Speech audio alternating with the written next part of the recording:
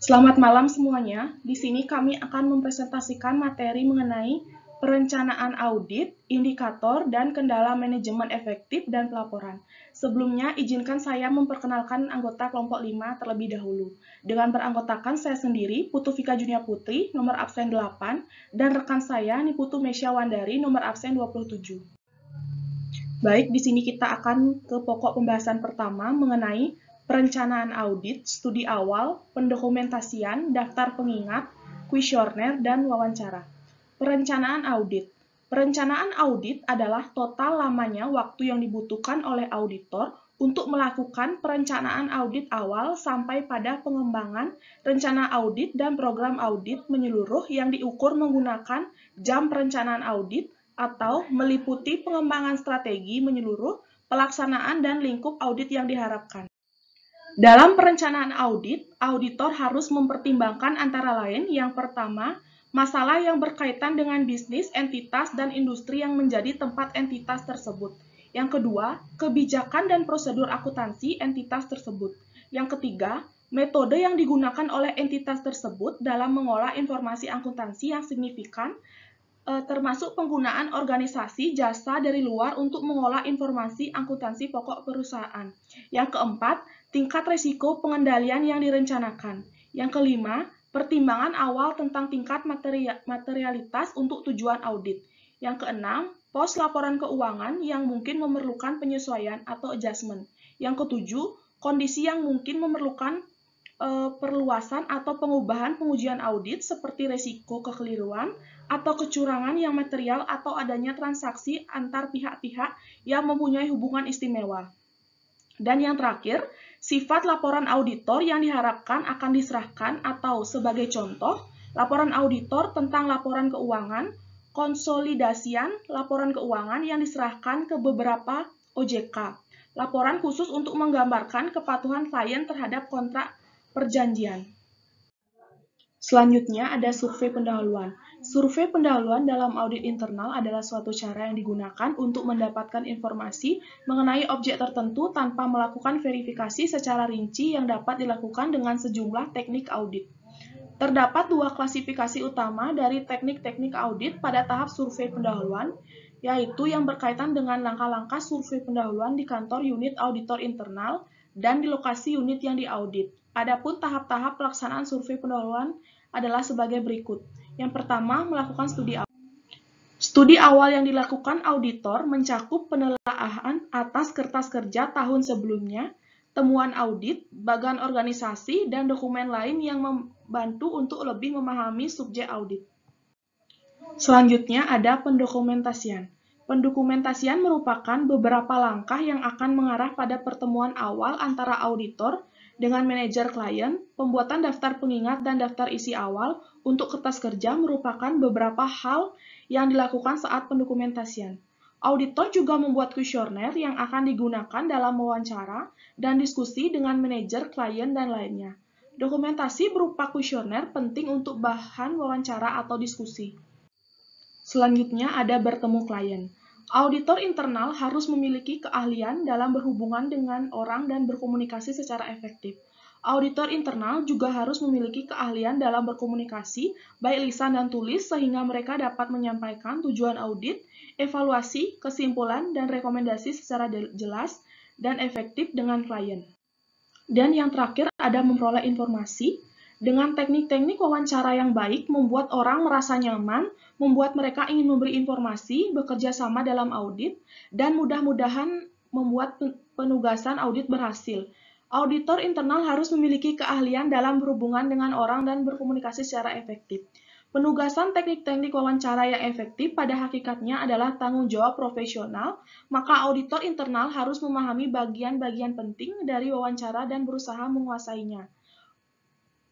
Baik, materi selanjutnya yaitu tentang manajemen yang efektif. Menurut para ahli, manajemen adalah seni dan ilmu perencanaan, pengorganisasian, penyusunan, pengarahan, dan pengawasan sumber daya manusia dan sumber-sumber lainnya secara efektif dan efisien untuk mencapai tujuan yang sudah ditetapkan.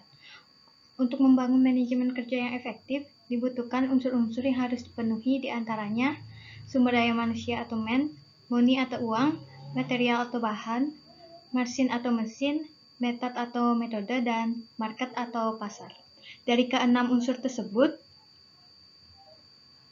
sumber daya manusia menjadi unsur yang paling penting, sehingga sebuah lembaga atau organisasi harus memiliki sistem rekrutmen yang baik. Agar orang-orang yang terlibat di lingkungan manajemen memang orang-orang yang memiliki visi dan misi yang jelas dalam membangun dan memajukan sebuah sistem kelembagaan. Manajemen yang efektif artinya sebuah pengelolaan yang membawa hasil yang tepat guna dan membawa pengaruh terhadap unsur-unsur yang terlibat di dalamnya.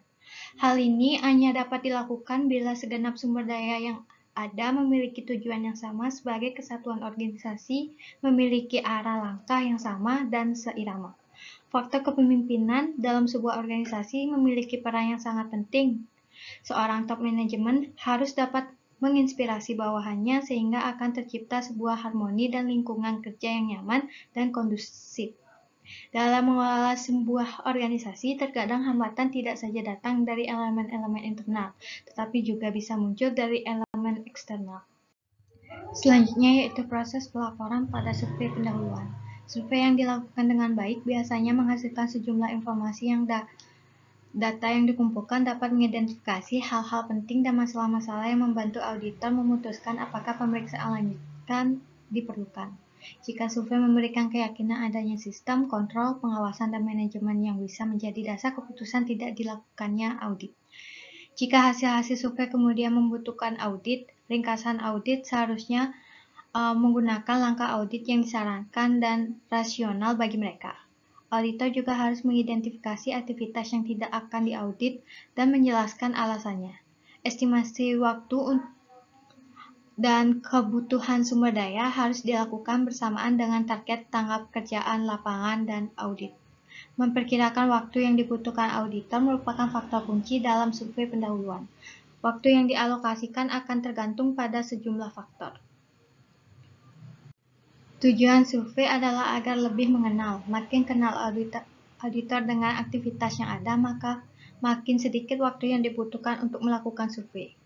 Jika audit bersifat rotasional dan kertas kerja sebelumnya memberikan gambaran yang jelas tentang tujuan, sasaran, standar, dan kontrol operasi bersama dengan bagian alir, bagian organisasi, dan dokumen-dokumen lainnya yang dibutuhkan untuk memperbaharui informasi tersebut. Semua faktor harus dipertimbangkan dalam membuat anggaran survei, tetapi bahkan jika auditor mengalami aktivitas, mereka harus selalu waspada akan dua faktor yang dapat berubah, yaitu orang dan perilaku mereka. Tidak ada jaminan bahwa baik orang ataupun tingkah laku mereka akan tetap sama dari tahun ke tahun. Jadi pemahaman bisa saja hanya ilusi. Baik, kesimpulan yang dapat kami sampaikan atas materi tadi yaitu perencanaan audit meliputi pengembangan strategi menyeluruh, pelaksanaan dan lingkup audit yang diharapkan, sifat, lingkup, dan saat perencanaan bervariasi dengan ukuran dan kompleksitas entitas, pengalaman mengenai entitas, dan pengetahuan tentang bisnis entitas. Survei pendahuluan dalam audit internal adalah suatu cara yang digunakan untuk dapat mengetahui kerumitan operasi yang diaudit pada saat audit mulai dilakukan, sebagaimana yang kemudian mereka ketahui pada saat audit telah selesai. Ada beberapa tahapan survei pendahuluan, yaitu melakukan studi awal, pendokumentasian yang meliputi daftar pengingat dan kuesioner, bertemu klien, serta memperoleh informasi dengan menggunakan teknik wawancara. Manajemen yang efektif merupakan sebuah pengelolaan yang membawa hasil yang tepat guna dan membawa pengaruh terhadap unsur-unsur yang terlibat di dalamnya.